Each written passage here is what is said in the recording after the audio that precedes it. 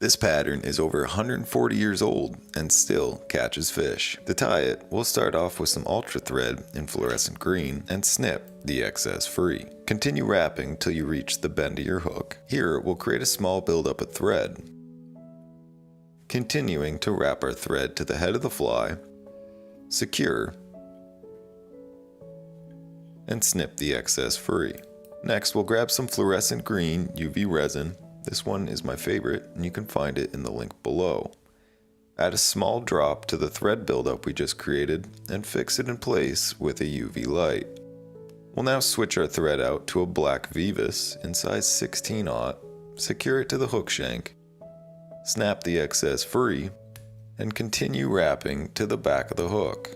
Grab some peacock herl, select a single strand and secure it to your hook shank. We'll wrap our thread forward, securing the peacock as we go.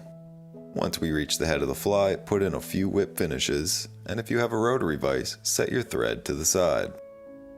We will now begin wrapping our peacock up the hook shank until we reach our thread. Using a rotary vise creates a nice clean body, however it's not necessary. If you want to make this fly more durable, I would suggest adding a wire to counter wrap. This will add some increased durability, however, I enjoy the look of it without it. Also, if you are part of our Discord community or would like to be, we're hosting a Secret Santa event where people are exchanging flies, myself included. If you would like to be a part of this event, you can check for the link in the comments below to join our Discord community. Once we reach our thread, we'll secure, taking wraps both in front as well as behind the peacock, and snipping the excess free. Next, we'll grab a partridge feather, pull off all the fibers on one side of the feather, and snip the tip into a triangle. We'll use this triangle to secure it to the head of the fly, and then begin carefully hackling it around the head of our fly. Once happy, we'll secure the partridge feather in place, and snip the excess free. Clean up any exposed stem, wrapping your thread slightly back onto the partridge. Whip finish to hold everything in place, snip your thread free, and grab some UV resin. Here I'm using bone dry to carefully paint over the head of our fly. And this is my variation of the blackened peacock that I prefer to use. The partridge adds more movement in the water, and the hot spot attracts attention. If you'd like, we're going to be tying one of the earliest known styles of fly. It was first recorded over 500 years ago and still catches fish. For starters, we're going to use some orange thread. Here I'm using a Vivus in size 16/0. Pull the excess free and grab some amber brassy wire. We'll snip off a small section and attach that to our hook shank. Secure tightly and wrap it back well into the bend of the hook.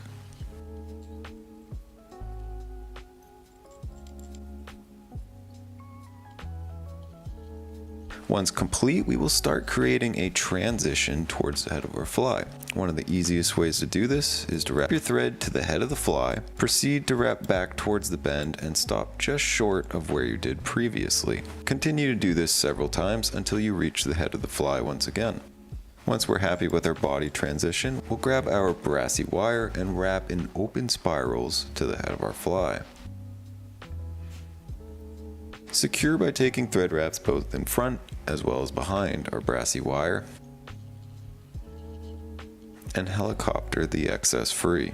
Wrap back slightly onto the body and grab some dubbing. Here I'm using a orange synthetic as well as a hare's ear. We'll blend these together, create a dubbing noodle, and wrap that around the body of our fly.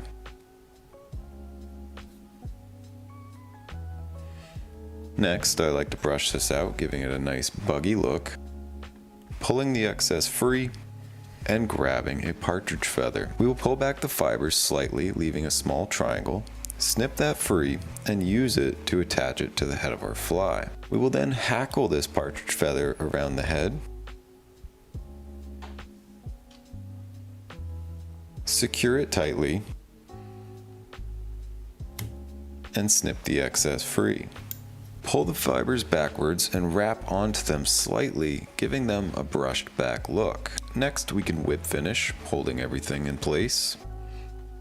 snip free, burn off any excess fibers, and use some UV resin to add durability. This is a modern variation of the classic soft hackle partridge in orange. We're going to be tying a 2,000-year-old fly pattern that is potentially the earliest recorded in literature. To start, we'll grab some black thread, continue wrapping to the back of the hook, and grab some scarlet yarn. We'll secure a small amount of yarn to the back of the fly and snip the excess free. We'll then attach another clump of yarn to the head of our fly, secure it tightly, and wrap back towards the tag. Once complete, return your thread to the head of the fly and begin wrapping your yarn forward in close, touching spirals, creating an even body until we reach our thread. At which point, we'll secure, taking thread wraps both in front as well as behind the yarn, and snipping the excess free. Secure the yarn in place and clean up the head slightly before the next step. Grab 2 wax-colored feathers, place them together, measure it to length, and secure it to the head of the fly. We want them to stick out just slightly past the tag end. Once complete, snip the excess free, and whip finish to cover your tag ends. Snip your excess thread free and add some UV resin to the head of the fly to add some durability as well as shine. Secure with UV light, and this is my variation of a fly pattern that was potentially the first pattern ever recorded. This fly was banned in the 1800s for being too successful. To start this pattern, we'll grab some black UTC, secure that to our hook shank, snipping the excess free. Continue wrapping to the back of the hook and grab a yellow goose feather. We will select about a 1/4 inch segment and measure it to be about half our hook shank in length. Fix our feather in place on the back of our hook and continue to secure it, wrapping forward towards the head of our fly. This will help us build up a nice uniform body. Snip the excess free and then grab some gold wire. We will secure this to our hook shank at the head of the fly and wrap it back towards the tail. We will then grab some silver tinsel, tie it into the back of our fly, and wrap forward towards the hook eye. Once complete, we will wrap our silver tinsel in closed spirals towards the head of the fly. We want to make sure that each wrap is slightly overlapping the last.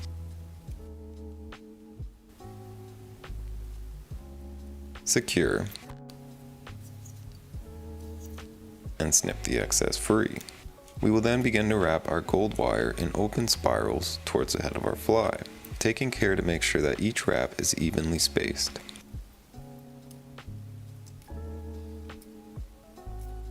Secure by taking thread wraps both in front and behind and helicoptering the excess free. We will grab a black rooster cape. We'll select a single feather, stripping the excess free and tying it onto the head of our fly.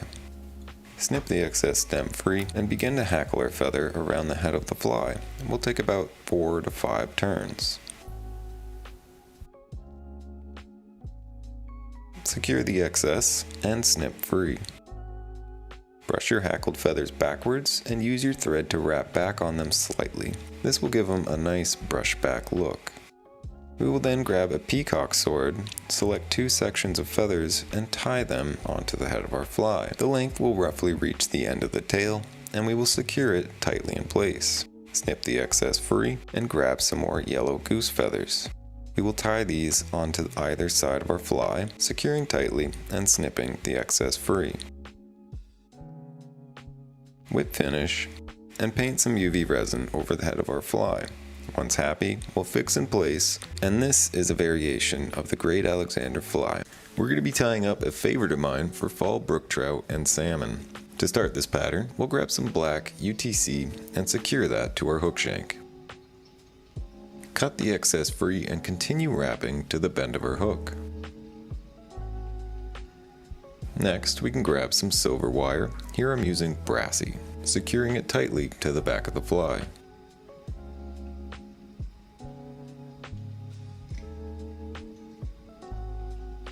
As the body, you can use a gold or silver tinsel, but I like to use this flashier hollow tinsel. Secure this to the back of the fly. Once complete, we can start to build up the body. We want to create a nice smooth transition towards the head of the fly.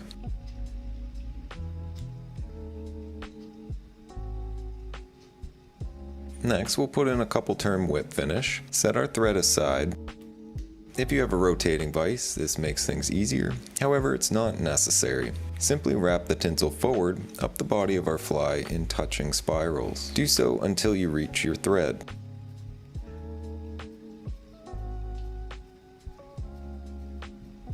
At this point, we'll secure tightly, taking wraps both in front as well as behind and snipping the tinsel free. We can then grab our silver wire and begin to wrap this in open spirals towards the head of the fly. You want to take your time to make sure that the wraps are evenly spaced. This step will add some additional durability to our tinsel and also give it a nice 3D look. Secure by taking thread wraps both in front and behind. And helicoptering free. Next, we'll grab some yellow marabou, select a few fibers, and measure them to be about 1 1/4 hook shanks in length. Secure it tightly to the head of our fly, and snip the excess free at an angle.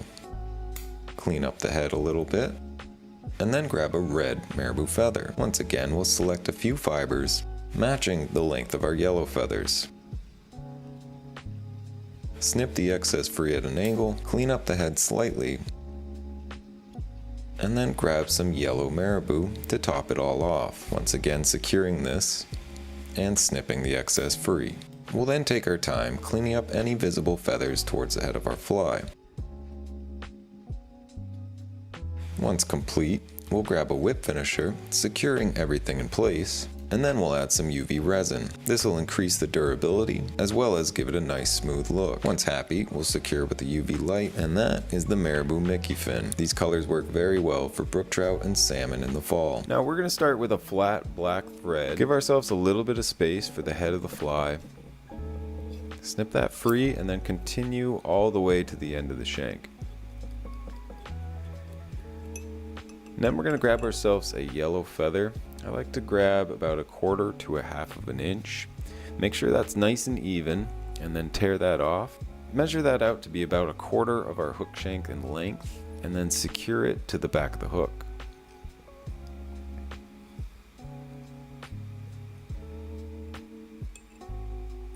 Once that's good and secure, we can start to wrap forward a little bit, grab our scissors, and then snip that off at an angle. Snipping it off at an angle is going to allow us to create a more seamless transition when we're building up our body. We'll grab ourselves some brassy wire in silver. Now this is typically tied with a tinsel, however I really like the durability that these brass wires offer, and the ribbing looks quite good as well. So we're going to secure that to the back of the hook, and once that's finished we can start to create a seamless body transition to the head of the fly. Now if you want, you can use a piece of yarn or something of the sort to build up your body by attaching it to the back. However, I like the simplicity of just using my flat black thread. Once that's finished, we'll grab our wire and start making some even wraps towards the head of the fly.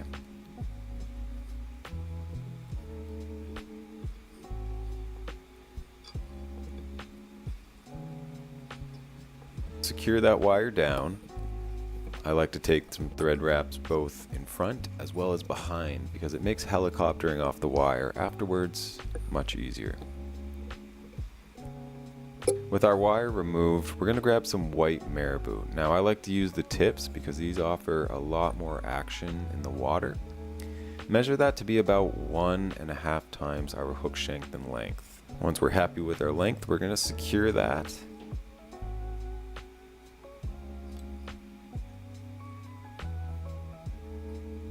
Snipping off the excess once again at an angle.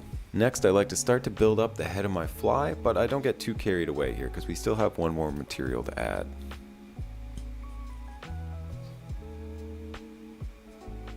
We're going to go ahead and invert our fly if you have a rotating vise. If not, it's not a big deal. And grab some more of our yellow feather, about 1/4 to 1/2 inch in length. And then we're going to use that to create a throat of our fly. I like to measure mine just short of our hook point. Snip off our excess nice and close. From here we're going to clean up the head of the fly, make sure no yellow or white is showing. Finish off building off our head using our whip finisher. That way we don't have too much excess thread on the fly. Once we're happy with that, we're going to make sure it's nice and secure. Give it a little tug and then snip it free. We're going to burn off any remaining fibers that we have at our head of the fly, grab some UV resin, and apply our first coat. Now this first coat sinks into the thread wraps a little bit, creates a nice even transition. Hit it with the UV light, securing everything in place, and then we'll come back in for a second coat. This second coat smooths everything out. It makes the head nice and even. Hit it once again with the UV light, and there you have it. That is a Marabou variation of the classic black ghost. This pattern is probably the only dry fly that you'll ever need. We'll start off with some black Vivas thread. We'll secure our thread to the hook shank, creating a base for our next step. Snap the excess free and grab some parawing material. Here I've selected some high vis orange. Secure it tightly a little ways from the hook eye. Begin wrapping your thread up the parawing material, creating a post. It's best to start this with some loose wraps, wrapping tighter and tighter as you go. We will then work our way back down to the bottom and create some thread dams, ensuring our post isn't going to spin around the hook shank.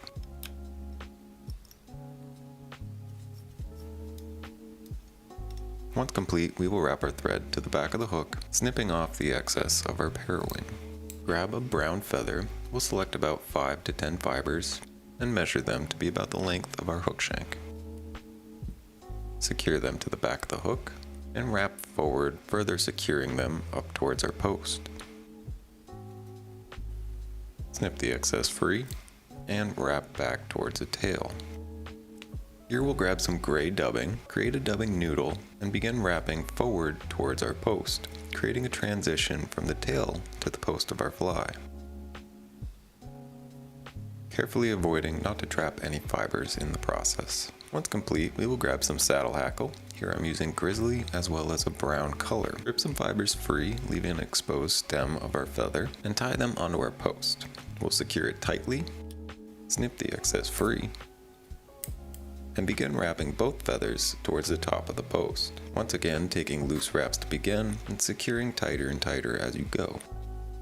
Work your way back down to the base and grab some more dubbing. Here I'm going to be using a two-tone, so I have selected black UV dubbing. Make a dubbing noodle and begin wrapping this towards the hook eye. We want to continue our transition from the back of the fly, with the head being the thickest part. Grab more dubbing as needed and continue to work back towards our post.